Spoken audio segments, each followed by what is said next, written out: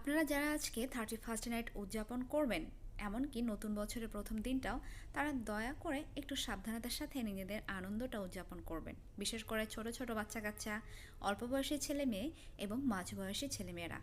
কখনো কখনো বয়স্ক লোকেরাও এর মাঝে ইনভলভ হয়ে যায়। কেননা এই আনন্দ উদযাপনে থাকে হই হুল্লোড়, চিৎকার চেঁচামেচি, নাচ গান, লাউড মিউজিক, আতশবাজি, পটকা ফোটানো সহ না জানি আরও কত কী। এই যে আপনার আনন্দের এই মাধ্যমগুলো, দেখা যাবে এগুলো আপনার আশেপাশে অবস্থিত কোনো ছোট বাচ্চা, কোনো অসুস্থ রোগী, বয়স্ক মানুষের, এমনকি পশু পাখির ক্ষতির কারণ হয়ে দাঁড়াচ্ছে। এই জন্য আনন্দটা এমনভাবে উদযাপন করুন যেন আপনার আনন্দটা অন্যের ক্ষতির কারণ না হয়, আপনার আনন্দকে কেউ বাধাও দিতে না পারে, আবার আপনি কারো ক্ষতি না করে নিজের আনন্দটা সুন্দর করে উদযাপন করতে পারছেন। সব দিকে খেয়াল রাখতে হবে আমাদের, তাই না?